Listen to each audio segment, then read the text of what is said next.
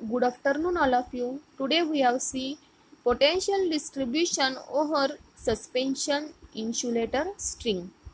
A string of suspension insulator consists of number of porcelain discs connected in series through metallical link.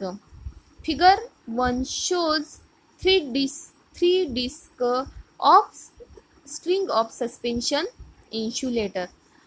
This is porcelain portion. The porcelain portion of each disc is in between two metal link. Therefore, each disc form a capacitor C as shown in figure 2, and this capacitance is known as mutual capacitance or self capacitance. Figure मध्ये disk ह्या series मध्ये connect केलेले आहेत through मेटॅलिकल link. दोन metal link मध्ये ही disk connected केलेली आहे.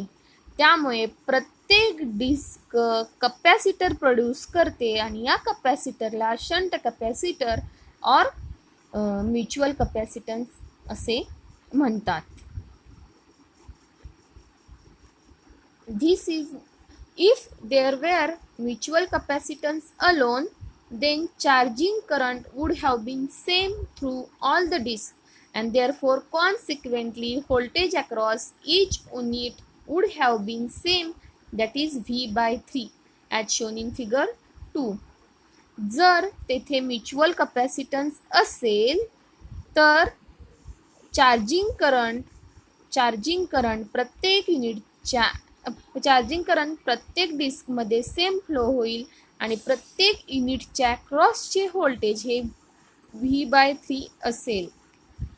However, in actual practice, capacitance also exists between metal fitting of each disc and tower or earth. This is known as shunt capacitance. But in practice प्रत्येक disk आणि tower किंवा अर्थच्या metal fitting दरम्यान देखील capacitance आहे. यालाच shunt capacitance असे म्हणतात. Due to shunt capacitance charging current is not same through all the disc of string as shown in figure 3. Therefore voltage across each disc will be different. Shunt कॅपॅसिटन्समुळे charging current सर्व disc मधला वेगळा आहे. त्यामुळे प्रत्येक डिस्कच्या क्रॉसचे voltage हे वेगळे आहे. Obviously disc nearest to line conductor will have maximum voltage. Thus from figure 3 V3 will be much more than V1 और V2. त्यामुळे लाईन कंडक्टरच्या जवळच्या डिस्कमध्ये जास्तीत जास्त व्होल्टेज असेल. अशा प्रकारे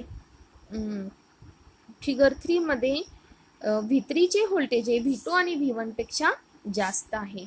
अजून एकदा सांगते. फिगर 1 मध्ये या डिस्क सेरीज मध्ये कनेक्ट केलेले आहेत थ्रू मेटॅलिकल लिंक. दोन मेटल लिंक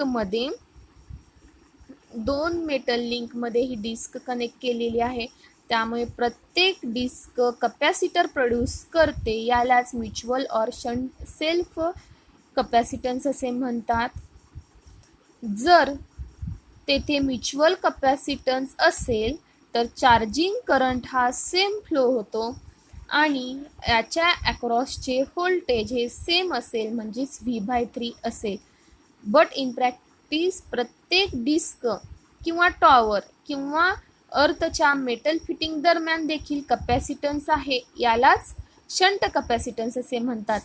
पण शंट कॅपॅसिटन्समुळे चार्जिंग करंट सर्व डिस्कमध्ये समान नसतो. त्यामुळे प्रत्येक डिस्कच्या क्रॉसचे व्होल्टेज वेगळे असेल. हे ह्या फिगर 3 मध्ये सांगितले आहे. ऑब्वियसली लाईन कंडक्टरच्या जवळच्या डिस्कमध्ये जास्तीत जास्त व्होल्टेज असेल. त्यामुळे ह्या फिगरमध्ये V3 चे व्होल्टेज हे V2 आणि V1 पेक्षा जास्त आहे.